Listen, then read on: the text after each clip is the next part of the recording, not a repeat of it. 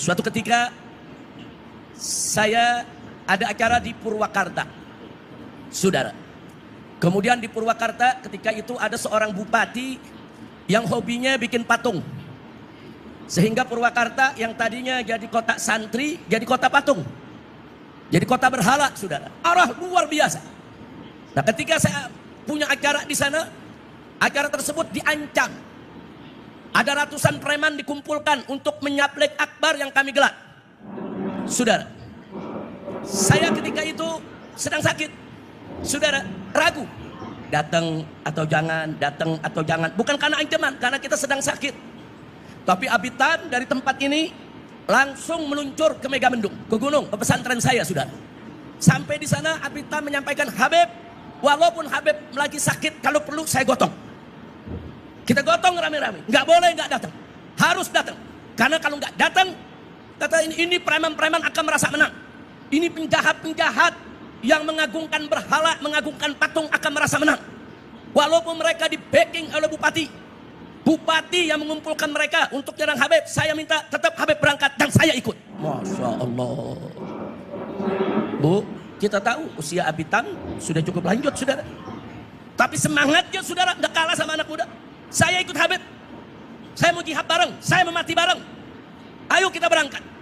Akhirnya dalam keadaan sakit, saya tetap berangkat dengan Abitan, saudara. Kita berangkat ke sana, ya ratusan preman sudah nunggu di pintu tol, saudara. Tapi akhirnya sebelum kami keluar pintu tol, mereka sudah disapu bersih oleh laskar-laskar FPI, saudara. TV Al-Waha, Hot Inspiration.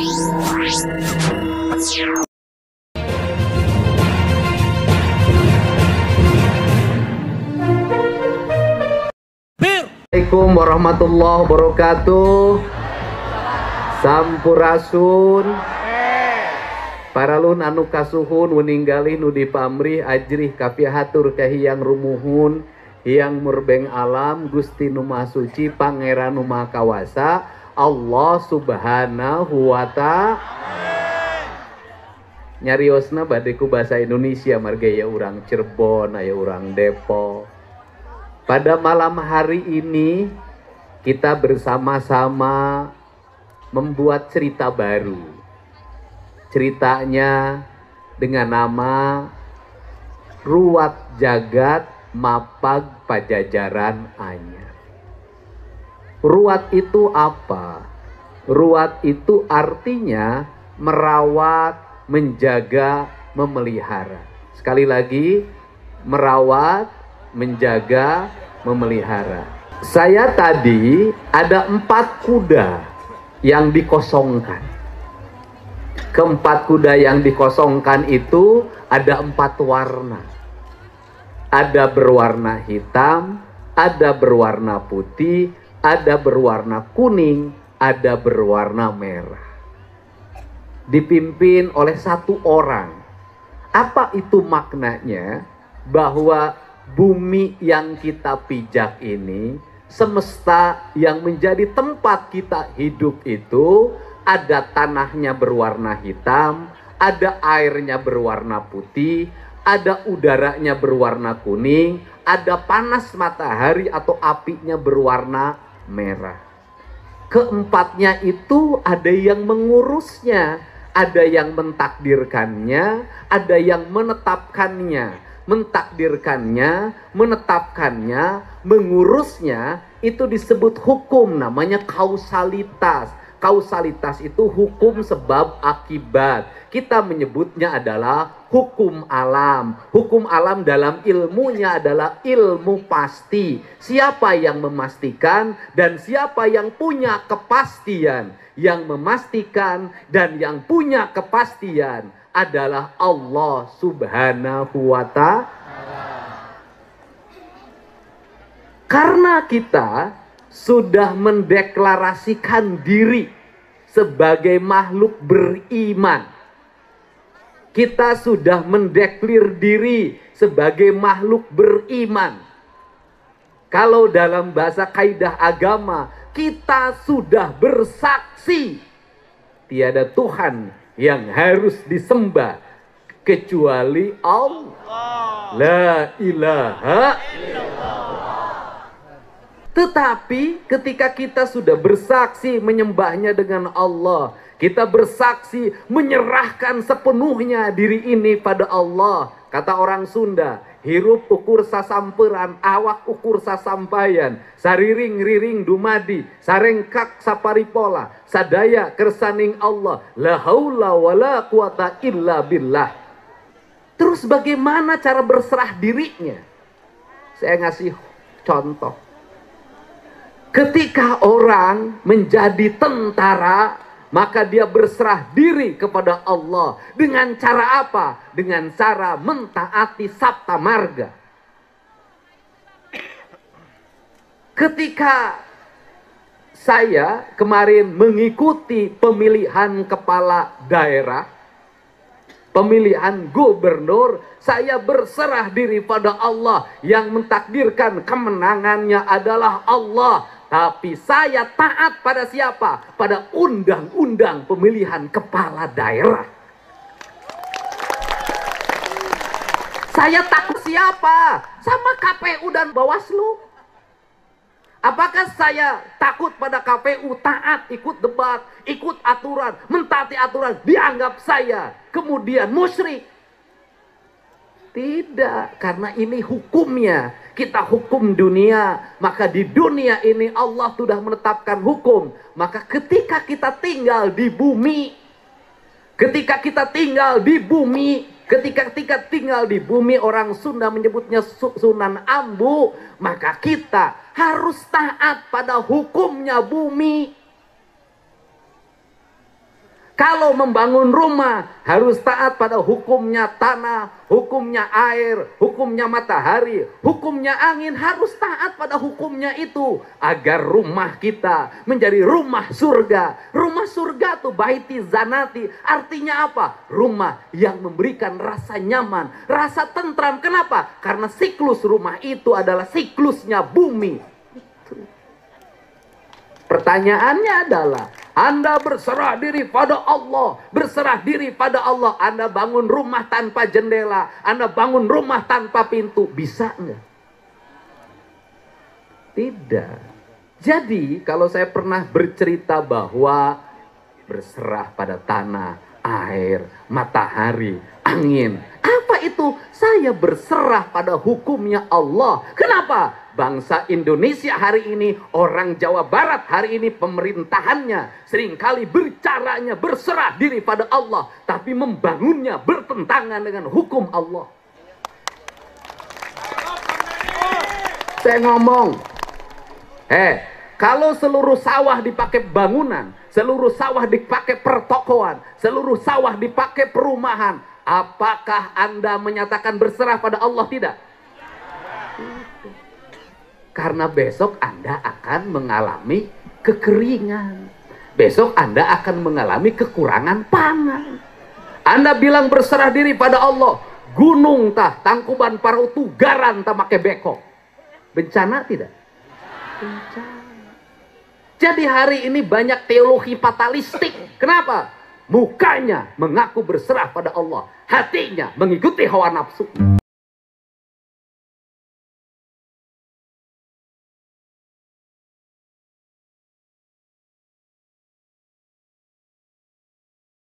Teologi fatalistik ini berbahaya. Kenapa? Akan mengakibatkan kita beragama penuh dengan kepalsuan. Ini penting. Jadi, kunaon atuh urang Sunda teh henteu makmur. Kunaon atuh teu makmur, nek makmur kumaha? Budak 12 tahun dipangmeulikeun motor, nongkrong di saung, gawe nginum jeung ngarokok, rek makmur kumaha? Nggak bisa. Harus dirubah. Maka dari dulu saya memimpin, bukan hanya membangun jalan, bukan hanya membuat gedung, bukan hanya membangun irigasi, bukan hanya membangun rumah sakit, bukan hanya membangun puskesmas, tetapi yang lebih penting dari semua itu adalah membangun karakter manusia Sunda agar dia sadar dirinya di mana, dari mana, dan akan kemana. Itu jauh lebih penting dari apapun. Ini penting. Makanya kalau saya ketemu anak pakai motor, knalpotnya brong, saya cegat, ganti. Saya kasih 400.000 tuh ganti. Kenapa? Knalpotnya sudah melanggar aturan, dibiarkan oleh gurunya. Dibiarkan oleh kepala sekolahnya. Dibiarkan oleh orang tuanya. Kenapa? Anda ngomong taat pada Allah. Knalpot motornya brong, Anda sedang melawan hukumnya Allah. Kenapa melawannya? Manusia ada keterbatasan telinga. Telinga itu ada keterbatasan suara yang mesti dengar. Harus berapa? Kecepatan, kekuatan suaranya. Ada aturannya. Kalau setiap knalpot masuk ke telinganya kencang, ada 1000 motor. Maka yang ada adalah gendang telinga. Kita sudah tidak berfungsi dengan baik. Dan kita tidak terbiasa lagi mendengar suara yang indah dan merdu. Terbiasa dengan suara yang kotor dan kasar. Dari mana keberadaban di sini? Beragama, motornya harus benar. Beragama tidak boleh membuang sampah ke sungai. Beragama tidak boleh membuang racun ke sungai. Beragama berarti mengurus kebersihan. Beragama berarti tanahnya diruat, dibukakan lubangnya, ditanami pohonnya, dibukakan lubangnya, ditanami pohonnya, dibukakan lubangnya, ditanami pohonnya. Saya mengeluarkan biaya membuat ruang-ruang terbuka seperti ini, orang tidak ngerti. Kenapa? Anak-anak usia dini sekarang stres-stres, ruang bermainnya tidak ada. Tiap hari pakai HP, tiap hari mau motoran, orang tuanya stres, kebutuhannya makin lama makin tinggi, kemampuan ekonomi makin tidak terbatas, bank emok, bank keliling, judol, pinjol, itu marak di Jawa Barat, itu ancaman utama. Sedangkan orang Jawa Barat mengaku orang religius. Apa? Religiusitas kita, pengakuan kita beragama, ternyata isinya bukan la ilaha illallah. Ini harus dibenerin, tugas negara, tugas pemimpin, membentuk karakter manusia, membentuk visi ke depan. Kenapa? Hanya bangsa yang punya karakter, hanya bangsa yang punya visi yang akan memenangkan pertarungan dunia. Sudah. Cina itu punya visi, punya karakter. Korea punya visi, punya karakter. Jepang punya visi, punya karakter. Kita tidak punya visi dan tidak punya karakter. Ini saya harus sikap kepemimpinan ke depan. Kenapa? Orang Sunda juga bisa.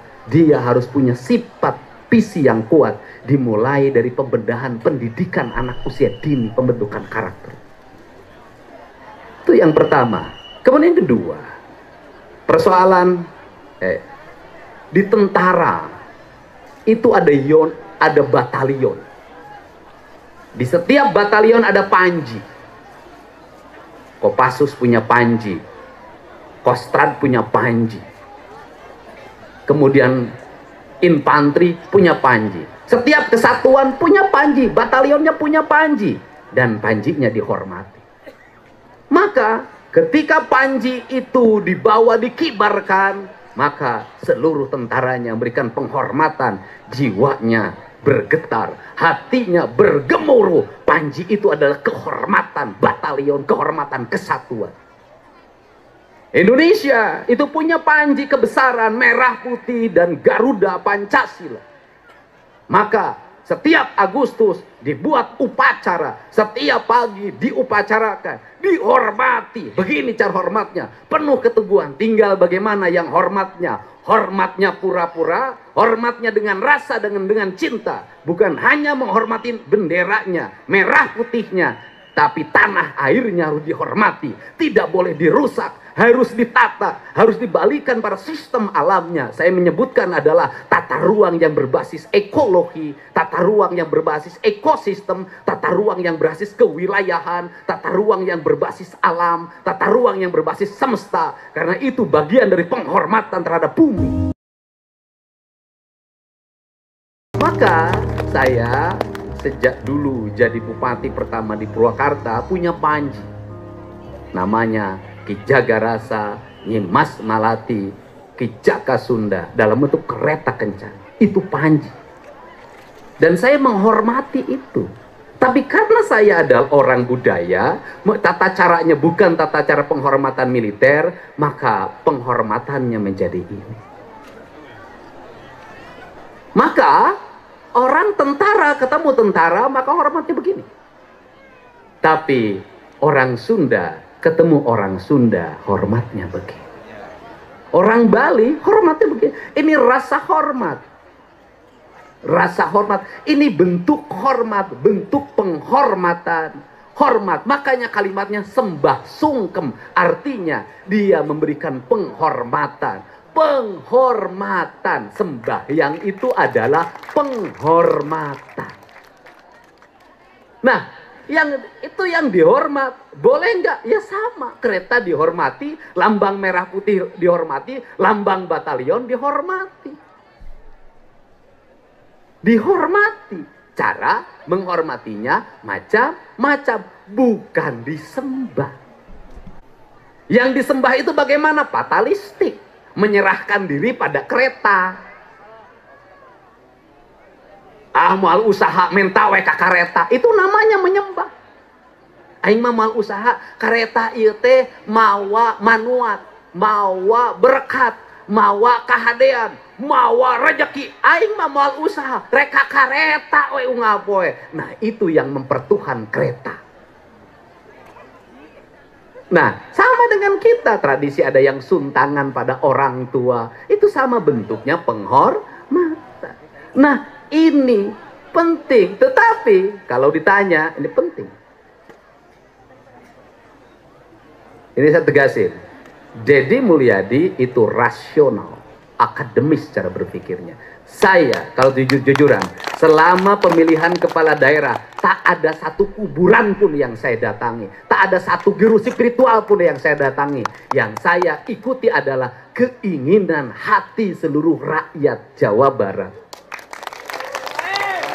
Dan saya hanya ziarah menjelang pencoblosan. Itu ziarah pada ibu dan bapak saya. Karena bagi saya, itulah yang paling keramat dalam hidup. Bukan yang lain. Nah, karena itu yang dibangun bangsa yang maju adalah bangsa yang rasional. Bangsa yang akademis. Bangsa yang fatalistik, tidak ada pernah kemajuan. Untuk itu saya mengajarkan pada semua. Mari kita berpikir rasional. Apa yang menjadi kelemahan orang Jawa Barat? Percaya pada perdukunan. Percaya pada ramalan. Siapapun orangnya, mengaku kelompok manapun, sama yang meramal itu adalah perdukunan, ramalan. Bertentangan dengan prinsip-prinsip pikiran. Kalau hanya dijadikan rujukan, ya silahkan saja. Tapi kalau itu dijadikan pegangan, berbahaya bagi Anda. Banyak yang mau pemilihan kepala daerah masih pede sehari menjelangnya. Tidak percaya pada hasil riset. Tidak percaya pada analis penelitian. Tidak bisa melangkah. Engke bakal dipilih. Eta bakal ditiup. Ku aki. Engke teh hate urang Jawa Barat. Digeterkeun. Itu biasanya kalau perdukunan begitu. Nah, ini nggak boleh. Kenapa? Bangsa yang percaya pada hal-hal yang bersifat klinik itu tidak akan pernah mencapai kemajuan. Dan ciri orang yang percaya pada klinik adalah gampang. Kotor lingkungannya. Berantakan penataan rumahnya. Berantakan arsitekturnya. Ruang lingkupnya gelap. Jadi kalau nyebut saya klinik, Pak Deddy Mulyadi itu paling apik, paling bersih, paling tertata. Nah, ini. Jadi saya minta, kenapa? Karena lahir banyak penipuan. Orang Jawa Barat itu orang yang paling sering kena penipuan. Investasi bodong. Kebanyakan korbannya orang Jawa. Ingin cepat-cepat jadi kaya, masuk dalam grup bisnis. Orang Jawa Barat, ngilu pertemuan, mayar 150. Ngilu pertemuan, mayar 150. Nu pidato na, boga duit nu iuran, nu pertemuanana. Nu pertemuanana tuh menang-menang duit. Nges ganti kelompok bisnis, anger we susah. Korban. Dan selalu itu adalah orang Jawa. Penduduk paling banyak. Nah, untuk itu saya ingin merubah. Anda nggak mungkin bisa kaya dengan cara cepat. Kagak ada. Nggak ada rumusnya. Sudah kerja keras. Terus yang berikutnya apa lagi? Problemnya adalah malas. Saya di Tasik, itu saya nyelamatin orang yang LPG-nya disita, saya bayarin 14 juta. Yang satu lagi bak dapurnya mau disita, saya bayarin 12 juta. Setelah itu Anda kerja di tempat saya. Ayo, hutangnya saya lunasin, Anda kerja. Anda saya gaji 50 ribu saja. Karena apa? Karena sudah bayarin. Hanya bertahan 1 bulan orangnya kabur. Itu mental. Harus dirubah. Kenapa orang Jawa Barat? Gengsian. Tukang nasi goreng urang mana? Tukang pecel lele urang mana? Tukang jamu urang mana? Ini jadi industri yang berkembang tidak akan bisa melahirkan multiplier efek ekonomi kalau masyarakatnya tidak memiliki kemampuan entrepreneurs. Jadi bagaimana? Sejak kecil anak-anaknya nggak apa-apa. Saya sudah tidak melihat lagi anak-anak jualan es kan. Saya tidak melihat lagi anak-anak SD, anak-anak SMP berkreatif, berimajinatif menjadi seorang pedagang. Sudah jarang. Dulu itu anak-anak SD, anak-anak SMP kreatif. Ini harus dirubah dan ke depan sistem pendidikan itu akan berbasis kreativitas. Orang-orang kreatiflah yang akan memenangkan pertarungan, bukan orang-orang pinter, tapi orang-orang yang kreatif. Orang-orang kreatif, orang cerdas. Banyak orang yang sekolahnya biasa-biasa saja, tapi dia sukses dalam hidupnya karena kreatif. Kata orang Sunda, orang kreatif teh hiji cager, 2 bager, 3 bener, 4 pinter, 5 singer. Yang puncak yang singer disebut, yang singer ini singer teh naon? Udang pang isukna, lempang pang gancangna, dititah pang daekanana, ka sakola bisa nitipkeun diri, di imah bisa nitipkeun diri. Seluruh pengalaman kreativitas itu saya menjalani dengan baik. Untuk itu, hai anak-anak Jawa Barat, kalau ingin maju, rubah dirimu. Rubah sikap mentalmu. Orang tua, ingat, banyak orang tua ketika anaknya saya benerkan, marah orang tuanya, benci pada saya. Dan saya orang yang tidak takut dibenci oleh siapapun kalau ingin merubah anak bangsa Indonesia. Saya tidak takut. Kenapa? Hari ini orang tua takut pada anaknya. Hari ini orang tua takluk pada anaknya. Kemudian anaknya juga tidak bisa dihukum oleh gurunya di sekolah. Karena gurunya takut dikriminalisasi. Ini problem. Dan saya ke depan akan tegas. Kalau orang tua mencampuri sistem pendidikannya di sekolah, dia ngatur gurunya, dia ngatur kepala sekolahnya, dia mengintervensi, maka akan saya putuskan anak itu tidak bisa sekolah dimanapun. Silahkan didik oleh orang tua. Saya pernah menutup sebuah sekolah karena ada anak oleh gurunya dikasih sanksi, sekampung menyerang gurunya. Saya ancam kampung itu, saya akan tutup sekolah ini dan saya tidak peduli di sini tidak ada sekolah. Kalau sikap mental orang tua tidak berubah, ini penting. Indonesia, Jawa Barat butuh pemimpin yang bukan hanya humanis, tetapi dia punya integritas diri untuk merubah masyarakatnya. Anak kita ada saatnya disayangi, ada saatnya dicium, tapi ada saatnya juga kita pelototin. Ada saatnya. Tidak bisa dipeluk selamanya, tidak bisa dimanja selamanya. Ada saatnya Allah juga menciptakan malaikat. Ada yang pemberi rizki, ada yang kemudian bisa mencabut nyawa, ada yang meniup trompet tanda kiamat, ya kan? Ada yang pencatat, ada. Artinya dalam diri manusia itu harus banyak karakter yang itu bisa ditempatkan dalam sistem pendidikan kita. Sehingga saya berucap terima kasih. Malam hari ini bisa dilihat ini kegiatan tanpa panitia, tanpa apapun, orang datang dengan sukarela. Dan saya menyampaikan ucapan terima kasih pada seluruh warga Jawa Barat yang memberikan kepercayaan pada saya dan Kang Erwan untuk memimpin Provinsi Jawa Barat.